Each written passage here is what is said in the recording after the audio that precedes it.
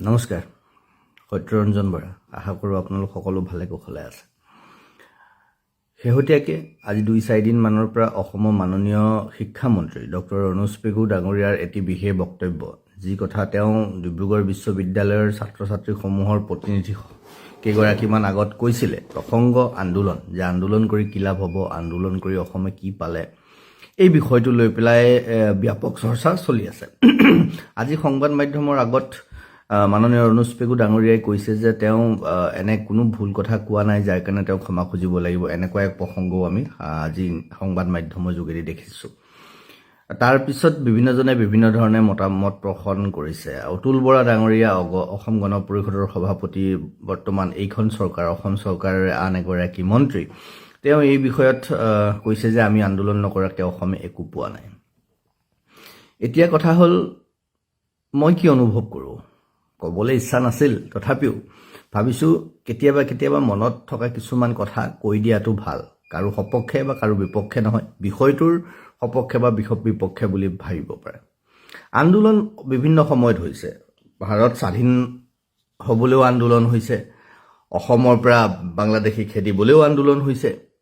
আন্দোলন বিভিন্ন সময়ত হৈছে। কা আন্দোলন হ'ল নহয়, প্ৰতিটো বিভিন্ন কথাত আন্দোলন চলিয়ে থাকে। কিন্তু কথাটো হ'ল, আন্দোলনৰ পৰা আমি কি পাইছোঁ?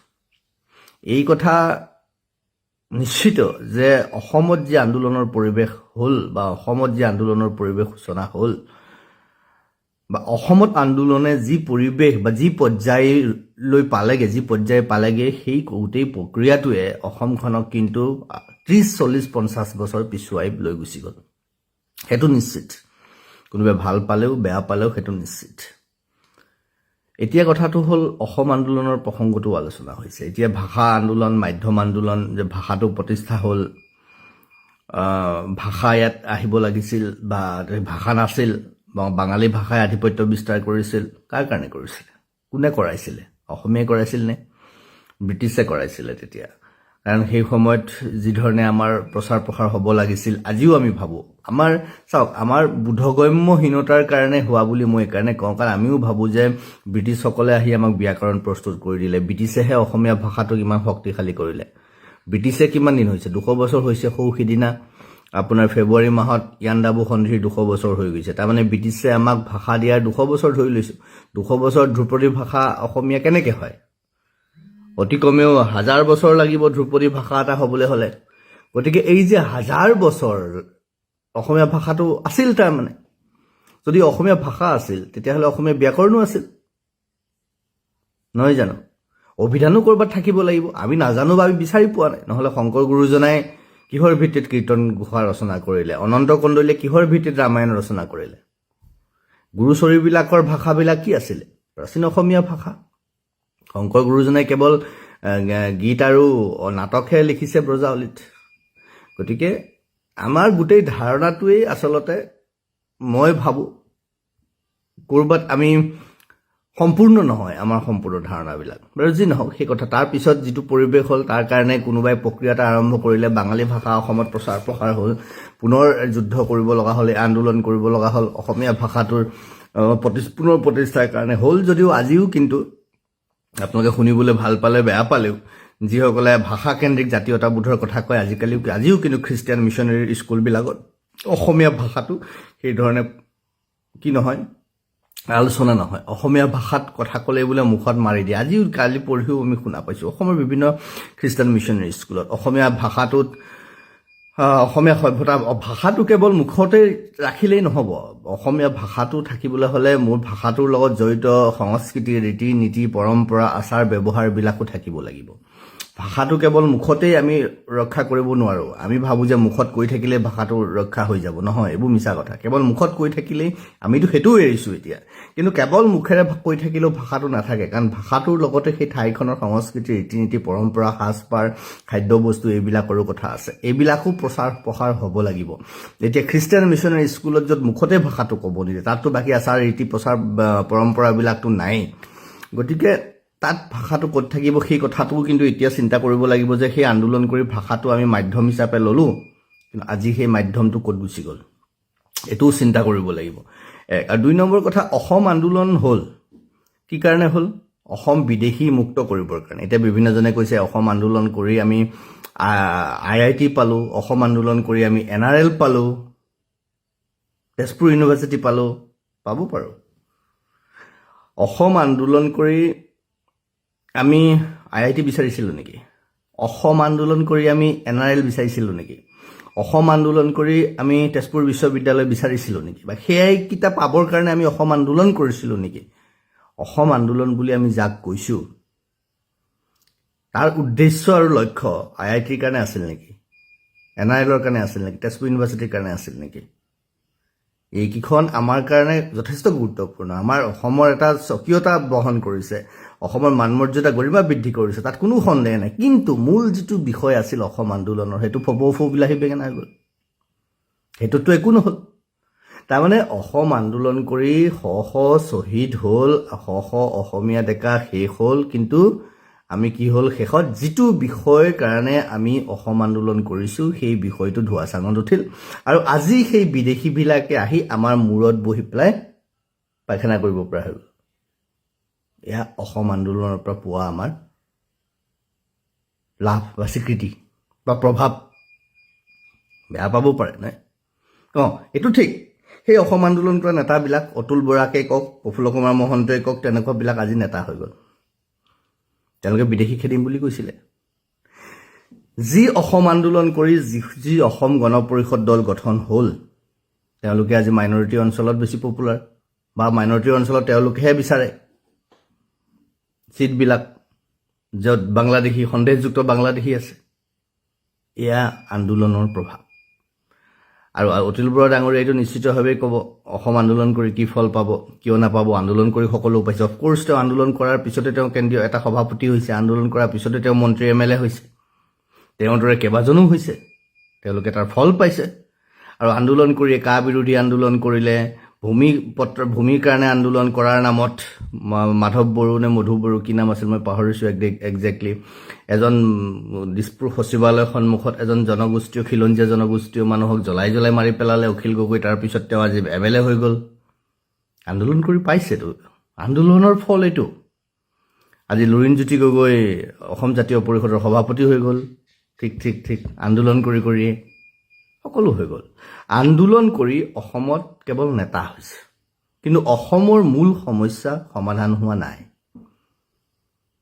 মূল সমস্যা সমাধান ক'ত হৈছে যেতিয়া নেতৃত্বই ইচ্ছা কৰিছে আজি ঢলা শদিয়াৰ দলং আজি গুৱাহাটীত ইমানবিলাক দলং ফ্লাইঅভাৰ হৈছে বা অসমৰ চাৰিওফালে ইমানবিলাক উন্নয়নমূলক কাম হৈছে ইমান ডাঙৰ ৰাস্তা 6 লেন আটাইতকৈ ডাঙৰ ডেভেলপমেণ্ট হৈছে উত্তৰ পূৰ্বাঞ্চলৰ অসমৰ আটাইতকৈ ডাঙৰ ডেভেলপমেণ্ট হৈছে ডাঙৰ যিটো 6 লেন বনালে 4 লেন বনালে যিটো আন্দোলন কৰিছিল নেকি প্ৰধানমন্ত্ৰী গ্ৰামীণ সড়ক যোজনা গাঁৱৰ আমাৰ ঘৰৰ ৰাস্তাবিলাক হ'ল পকা দলংবিলাক হ'ল কাঠৰ দলংবিলাকৰ ঠাইত আন্দোলন কৰিছিল নেকি যেতিয়া নেতৃত্বই সিদ্ধান্ত ল'ব যে আমি এটা পৰ্যায়লৈ যাম আজি অসম ভাৰতবৰ্ষৰ প্ৰথমখন আটাইতকৈ অৰ্থনৈতিকভাৱে আগবঢ়া বা 1 নম্বৰ উন্নয়নশীল ৰাজ্য বুলি পৰিগণিত হৈছে RBI তথ্যমতে বিভিন্ন আজি ক'ব লাগিব আমি কেতিয়াও গুৱাহাটীৰ এই ৰূপ দেখা নাছিলোঁ আজি যিটো ৰূপ হৈছে ক'ৰবাত তাৰ কাৰণে প্ৰকৃতিক আমি জলাঞ্জলি দিব লগা হৈছে সেইটো আমি ক'ৰবাত চিন্তা কৰিব লাগিব যে আমি সেই প্ৰকৃতিৰ পৰা আমি কেনেকৈ তাৰ ভাৰসাম্যতাটো বেলেঞ্চটো কেনেকৈ কৰিম সেইটোও আমাৰ দায়িত্ব আছে কিন্তু তাৰ লগে লগে এইটোও ক'ব লাগিব নহয় যে আমি আন্দোলন কৰিব লগা হোৱা নাই পিথু উৰণ সেতুৰ কাৰণে ভাস্কৰ বৰ্মা উৰণ সেতুৰ কাৰণে ভাস্কৰ বৰ্মা পিথু আমি জানিছিলোঁ জানো কিমানে জানিছিলোঁ আমি পঢ়াই নাছিলোঁ আজি আমি নামবোৰ জানি বুজিছোঁ ক'বলগীয়া হৈছে নহয় এই গোটেই প্ৰক্ৰিয়াটো আজি হেলিকপ্টাৰ পৰিছে আমাৰ ইয়াত ইমাৰ্জেঞ্চি ফ্লাইট পৰিছে ইয়াত ইমাৰ্জেঞ্চি লেণ্ডিং ফেচিলিটি হৈছে ৰাস্তাত আন্দোলন কৰি হৈছে নেকি আন্দোলন কৰি কেৱল নেতা হৈছে আন্দোলন কৰি কোনোবা মন্ত্ৰী MLA হৈছে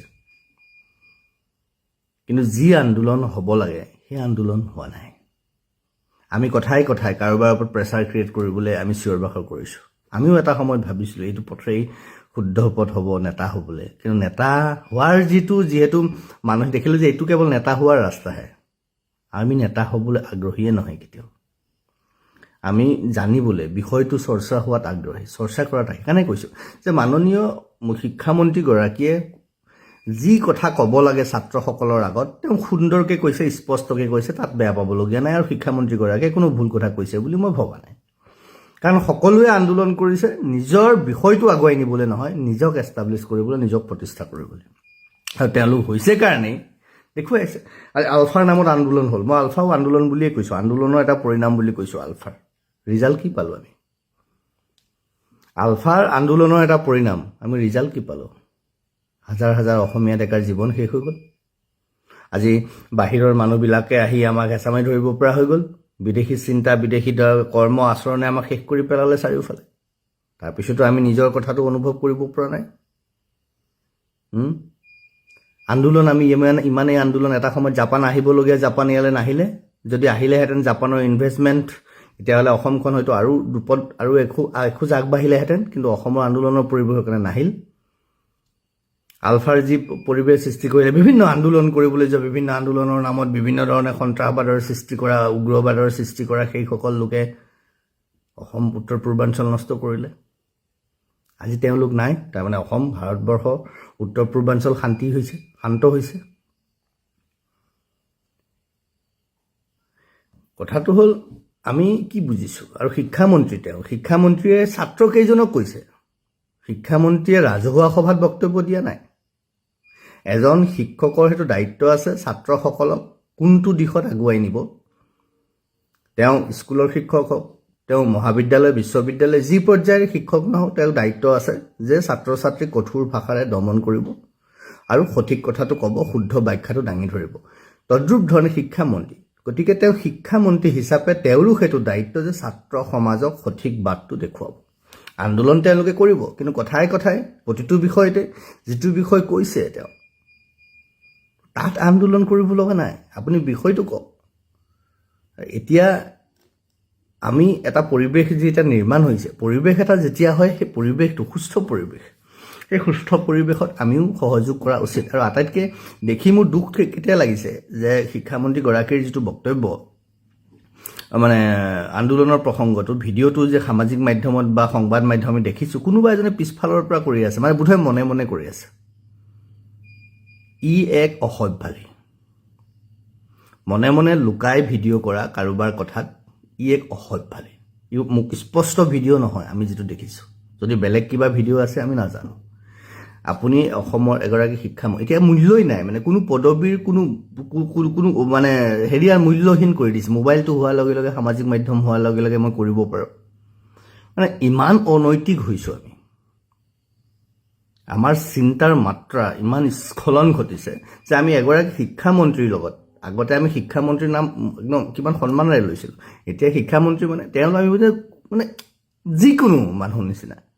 সেইকাৰণে মনে মনে মই কৰিছোঁ, কিবা কয় তেওঁ কৈছে, আজি শুনিছোঁ বক্তব্য যে প্ৰভোগ কৰি, তুমি প্ৰভোগ কিয় কৰিব লগা শিক্ষামন্ত্ৰীজনক? আমি কিয় প্ৰভোগ কৰোঁ? আমি বিষয়টোহে ক'ব লাগে। গতিকে কথাটো হ'ল এইবোৰ আচৰণবিলাক আমাৰ নষ্ট হৈছে। আন্দোলন কৰাৰ যিটো মানসিকতাবোৰে এই চুৰ কৰি ভিডিঅ' কৰা, নহয় মনে মনে ৰেকৰ্ড কৰি থোৱা, কাৰোবাৰ লগত কথা পাতিলে ৰেকৰ্ড কৰা, এই কাৰোবাক ব্লেকমেইল কৰিবলৈ, কাৰোবাক মানসিকভাৱে টৰ্চাৰ কৰিবলৈ, কাৰোবাক নষ্ট কৰিবলৈ উদ্দেশ্য প্ৰণোদিত, এই নিগেটিভ উদ্দেশ্য প্ৰণোদিত কথাবিলাকে, পৰিৱেশবিলাকে যেতিয়া আন্দোলনৰ ৰূপ লয়, তেতিয়া সমাজখন নষ্ট হয়। আৰু এইবিলাক আন্দোলনৰ প্ৰসংগৰ কোনো প্ৰয়োজন নাই। এনেকুৱা আন্দোলন আমাক প্ৰয়োজনেই নাই। আন্দোলন আমাক ক'ত লাগিব? ইমান আন্দোলন হৈছে, ইমান হৈছে, কিয় আপোনালোকে আমি কৰিব পৰা নাই? একো কৰিব পৰা নাই। না বাংলাদেশী খেদিব পাৰিলোঁ, না বিদেশী এজন খেদিব পাৰিলোঁ আন্দোলন কৰি, না অসমত কিবা এটা ডাঙৰ কাম কৰিব পাৰিলোঁ। কৈছোঁ নহয়, IIT Guwahati, NRL, Tezpur university, Assam আন্দোলনৰ, আমি তাৰ কাৰণে অসম আন্দোলন হোৱা নাছিল, তাৰ কাৰণে 855জন শ্বহীদ হোৱা নাছিল, যি কাৰণে যিটো বিষয়, মূল যিটো বিষয় আছিল, সেই বিষয়টো আজি ধোৱা চাঙাত। গতিকে কথাবোৰ এনেকুৱা নহয় যে ইলেকশ্যন আছে, নিৰ্বাচন আহিছে কাৰণে আমি যি মন যায় তাকে কৰিম। মই ভাবোঁ শিক্ষামন্ত্ৰী হিচাপে ছাত্ৰ সমাজক আন্দোলনৰ পৰা আঁতৰাই সঠিক দিশত নিজৰ মন মগজু প্ৰয়োগ কৰিব পৰাকৈ শিক্ষামন্ত্ৰী মহোদয়ে খুব সুন্দৰ কথা কৈছে, প্ৰাসংগিক কথা কৈছে, প্ৰয়োজনীয় কথা কৈছে। সেইটো তেওঁৰ অধিকাৰ আছে, তাৰ সেইটো দায়িত্বও যে তেওঁ শিক্ষা বিভাগৰ মুৰব্বী এজনে শিক্ষা ছাত্ৰ ছাত্ৰীসকলক কি ধৰণে কথা ক'ব সেইটো তেওঁ নিজক চিন্তা কৰিব দিয়ক সকলোতে we are not the expert আৰু আমি সকলোতে এক্সপাৰ্ট হ'বলৈ চেষ্টা কৰিছোঁ কাৰণ সকলোৱে কৰা কামটো যে মইহে শুদ্ধকৈ কৰিব পাৰোঁ বেলেগে অশুদ্ধকৈ কৰিছে বা বেলেগে নাজানে মইহে চব জানো বাকীবোৰ মূৰ্খ অলগদ্ধ আমাৰ প্ৰত্যেকেই সামাজিক মাধ্যম হোৱাৰ লগে লগে আমি যি ধৰণে ভাবিছোঁ এই ভাৱনাটোৱে কিন্তু আমাক নষ্ট কৰিব আশা কৰোঁ আপোনালোকে কথাখিনি শুনিব প্ৰয়োজন বুলি ভাবিলে আগলৈ লৈ যাব নমস্কাৰ